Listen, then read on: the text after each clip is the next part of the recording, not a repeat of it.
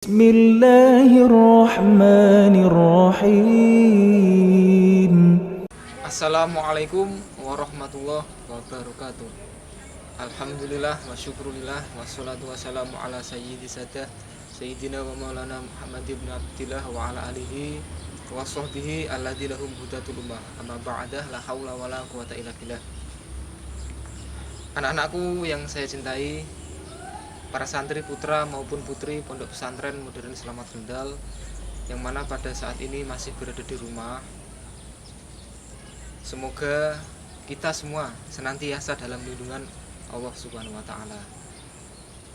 Baik, pada kesempatan kali ini kita akan melanjutkan kajian kita kelas 12 materi akidah dalam kitab Jawahirul Kalamiyah yang dikarang oleh Syekh Thohir bin Sholeh. Terakhir kita membahas tentang iman kepada Allah, ya. Iman kepada Allah secara global maupun secara terperinci. Sekarang kita membahas mengenai masing-masing daripada iman kepada Allah secara terperinci. Di antaranya ada sifat wujud, qidam, baqo, dan lain sebagainya. Kita akan membahas satu per satu. Tapi sebelumnya kita baca Fatihah terlebih dahulu supaya kajian kita lebih berkah. Bismillahirrahmanirrahim. Ila hadratin Nabi Mustafa Sayyidina wa Maulana Muhammadin sallallahu alaihi wasallam, ila hadrati jamil anbiya'i wal mursalin wal awliya wasyuhada wassalihin wa jamil malaikatin muqarrabin ila hadrati sultan awliya Sayyidina Syekh Abdul Qadir wa jamil wa usul hadrati wala jami syekhina wa murabbina wa asadidina wa alim alimina al-fatihah. Alhamdulillahi minasyaitonir rajim. Bismillahirrahmanirrahim. Alhamdulillahirabbil alamin arrahmanirrahim maliki yaumiddin. Iyyaka na'budu wa iyyaka nasta'in. Ihdinas siratal mustaqim siratal ladzina an'amta 'alaihim ghairil maghdubi 'alaihim waladdallin. Bismillahirrahmanirrahim. Soal: kaifa al-i'tiqadu bil wujudillahi ta'ala? Kaifa, bagaimana, al-i'tiqadu, meyakini, bil wujudi, dengan atau terhadap sifat wujud Allah Ta'ala. Bagaimana kita meyakini bahwa Allah itu punya sifat wujud? Jawab: huwa, yaitu atau adalah anak taqidah anna Allah Ta'ala maujudun, bahwa kita meyakini sesungguhnya Allah itu maujudun, itu ada atau berwujud. Wa anna wujudahu, dan sesungguhnya wujudnya Allah itu bidzatihi, secara zatnya. Zatnya itu barangnya atau sesuatunya itu ada, bukan hanya sifatnya, akan tetapi juga zatnya, tidak hanya sifatnya, tidak hanya rohmannya saja, akan tetapi wujudnya tidak ada. Ada, wujudnya ada. Itu secara zatnya. Laisa biwasitoti syai'in, dan wujudnya Allah itu tidak memerlukan atau tidak membutuhkan sebuah lantaran atau perantara. Jadi adanya Allah itu sama sekali tidak membutuhkan perantara. Beda dengan kita.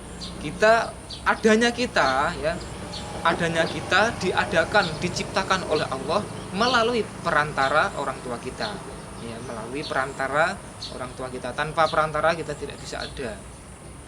Tapi beda dengan Allah. Allah itu adanya Allah atau wujudnya Allah itu sama sekali tidak membutuhkan yang namanya lantaran atau perantara. Wa anna wujudahu, dan wujudnya Allah itu wajibun la yumkinu ayyal haqahu adamun, dan wujudnya Allah itu pasti, wajib, atau di sini dalam artian pasti, ya, pasti. La yumkinu ayyal haqahu adamun, tidak mungkin wujudnya Allah itu tidak ada, ya. Tidak mungkin wujudnya Allah atau Allah itu tidak ada, tidak mungkin. Nah, jadi inti daripada pertanyaan kaifal i'tiqadu bil wujudillahi ta'ala, atau bagaimana kita meyakini sifat wujudnya Allah Ta'ala, yaitu dengan kita meyakini bahwa Allah itu punya sifat wujud, dan yang terpenting yaitu bahwa wujudnya Allah, sifat wujudnya Allah itu secara zatnya itu ada, secara zatnya itu ada, dan adanya secara zat itu tidak membutuhkan yang namanya perantara. Dan ketiadaan Allah itu tidak mungkin. Itu merupakan jawab daripada pertanyaan cara meyakini sifat wujud Allah Subhanahu wa taala. Kemudian soal berikutnya, kaifa al-i'tiqadu bil qidamillahi subhanahu wa ta'ala. Bagaimana kita meyakini sifat qidamnya Allah subhanahu wa ta'ala. Qidam itu sifat terdahulu ya. Bagaimana kita meyakini bahwa Allah itu punya sifat qidam. Wa yaitu anna ataqida annallaha qadimun, yaitu bahwa kita meyakini sesungguhnya Allah itu punya sifat qadim atau terdahulu, zat yang terdahulu. Nah, ini artinya annahu mawjudun qabla kulli syai'in, bahwa sesungguhnya wujudnya Allah itu qabla kulli syai'in, sebelum adanya sesuatu apapun. Jadi Allah itu maha terdahulu, dan sebelumnya itu tidak ada hal yang ada. Karena apa? Allah lah yang qadim, yang terdahulu. Wa annahu lam yakun ma'duman fi waqtin minal awqati, dan tidak mungkin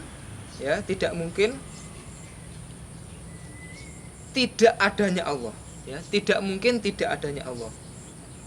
Artinya Allah itu pasti ada fi waqtin minal waqti, di setiap waktu. Wa anna wujudahu laisa lahu awwalun, dan sesungguhnya wujudnya Allah atau adanya Allah itu laisa lahu awwalun, tidak ada kecuali yang pertama. Artinya apa? Bahwa Allah itu tidak ada sesuatu hal apapun yang mendahuluinya.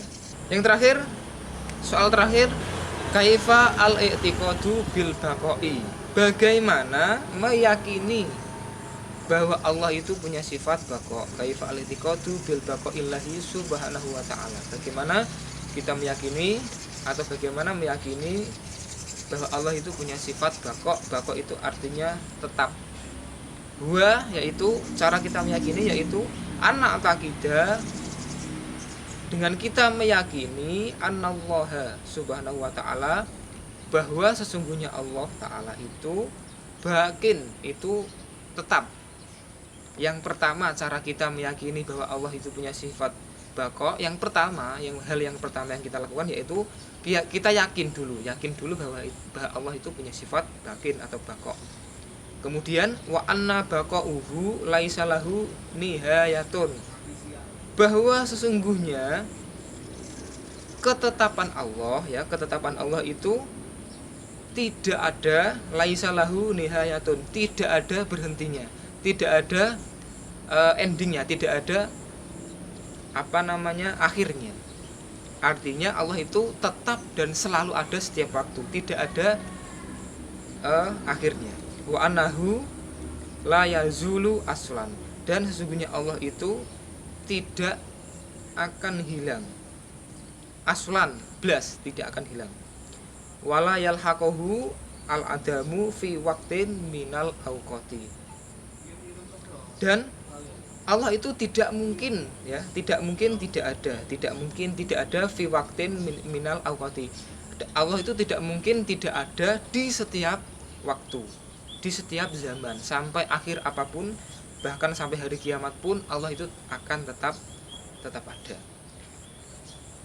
Demikian kajian Jawahirul Kalamiyah pada kesempatan kali ini.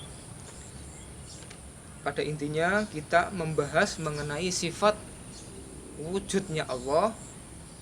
Cara kita meyakini bahwa Allah itu punya sifat wujud, meyakini bahwa Allah itu punya sifat qidam, dan yang terakhir bagaimana cara kita meyakini bahwa Allah itu punya sifat baqa. Demikian, Semoga apa yang kita kaji pada kesempatan kali ini ada barokah dan manfaatnya. Sebelum Bapak akhiri, ada sepatah kata untuk anak-anakku semua.